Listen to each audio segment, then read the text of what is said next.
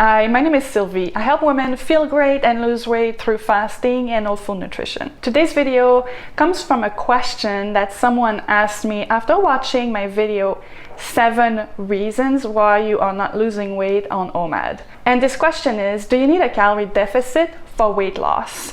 It is a common misconception among people who practice intermittent fasting or the ketogenic diet that a calorie deficit is not necessary.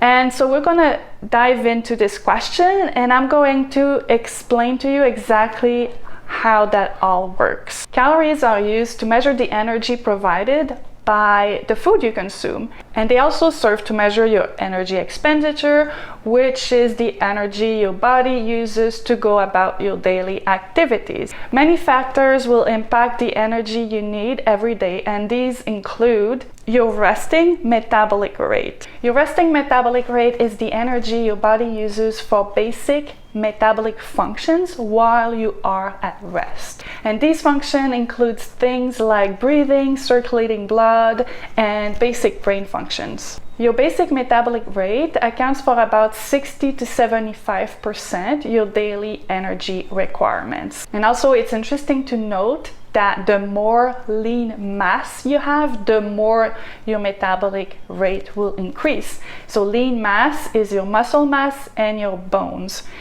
And that's why it's such a good idea to build muscle if you want to increase your metabolic rate. Also, there's the energy required to process the foods you are eating. Chewing, swallowing, and digesting food requires energy. And some foods require more energy than others to process. For example, protein will require more energy to digest and process than carbs. There's also your basic movements during the day. Everyone has a different level of activity, and that is obvious. This will impact your daily energy needs. And then the most obvious one that people would think about, exercise. If you exercise, your body will require more energy, and not just while you are exercising, but for a while after you've exercised. To have a calorie deficit, you need to consume less calories than your body needs, and that is how you are going to lose weight. Calories do matter even if you are doing intermittent fasting or if you're on the keto diet, but there is a difference, and we're going to talk about that. When you are just practicing continuous calorie restriction, you need to continually monitor your calorie intake by logging the foods that you are eating. However, if you are doing intermittent fasting or the ketogenic diet, you may find that you achieve your calorie deficit naturally without having to log your calorie intake. And I think that's where a lot of the confusion comes from. And let's talk about how that works. In many of my videos, I have talked about the benefits of intermittent fasting. And these benefits include becoming more insulin and leptin sensitive. And when you become more insulin sensitive, your insulin levels become more stable. And so you are less susceptible to insulin spikes, which will increase your food cravings and cause you to want to eat more. Same thing with leptin. Leptin is a satiety hormone, and if you are more sensitive to leptin, you'll notice that your appetite decreases and you feel satisfied sooner. Now, should you count calories?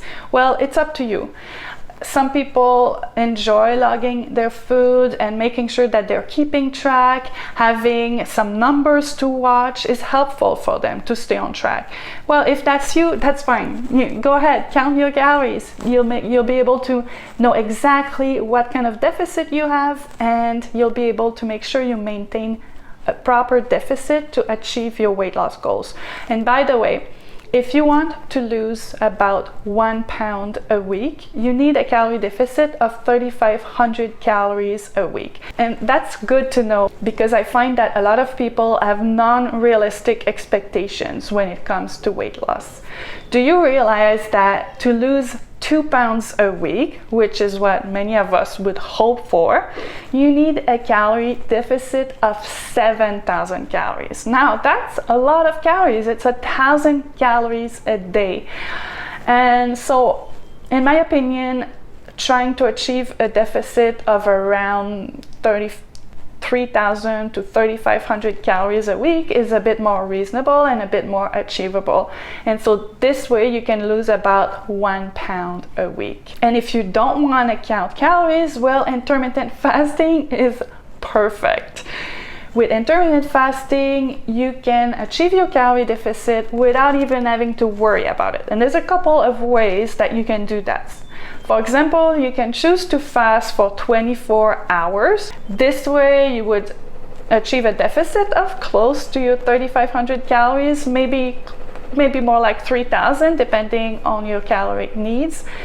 Another option would be to do the warrior diet. I've mentioned the warrior diet before. It's my favorite intermittent fasting method. It's an eating window of 4 hours. So each day you are fasting for 20 hours. What I like to do is I start eating at 4 in the afternoon and I end my eating window at 8 in the evening. And the reason it works so well for me is that I find that I'm not hungry during the day, I'm busy, and I don't miss the food, but I really love having a nice dinner with my family and having the ability to eat a little bit in the evening because I tend to crave more food during the evening. And so that works really well for me. If you want a quick weight loss, you could also try alternate day fasting. Alternate day fasting means that you are fasting for 36 hours twice a week. And the way you do this is you may start fasting at 8 p.m. You fast overnight, that's 12 hours. You fast the next day, another 12 hours. And then you would start eating again the next morning at 8 a.m. And that's the other 12 hours. OMAD, or 1 meal a day, is another very popular intermittent fasting method. Well, it's been gaining in popularity at least. And what it usually means is that you are fasting for 23 hours and eating during 1 hour. That 1 hour window is your meal.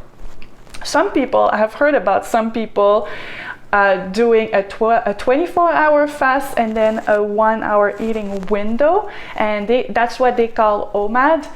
I think it's a bit of a strange interpretation, but anyway, just be aware that's what some people call OMAD. And so all these options will enable you to achieve the calorie deficit naturally without having to count calories.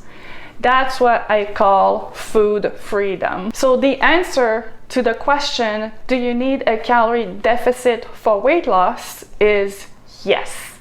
But do you need to count calories for weight loss? And the answer to that question is no. And so I think that's why some people are under the impression that if you are doing keto or intermittent fasting, you don't need a calorie deficit. But that's not true. Remember that. And if you can't lose weight with intermittent fasting, chances are you need to play around with your fasting method. You may be consuming too many calories. It doesn't mean that you will need to start counting calories. It just means that you may need to try an intermittent fasting method that will work better to make sure you achieve this calorie deficit. So that's all for today. If you enjoy videos about intermittent fasting and weight loss and health in general, don't forget to subscribe to my channel. Also, I have a fun quiz that you can take to help you determine which fasting type would work best for you. And I'll leave a link in the description below for you to go and check it out. Thank you for watching.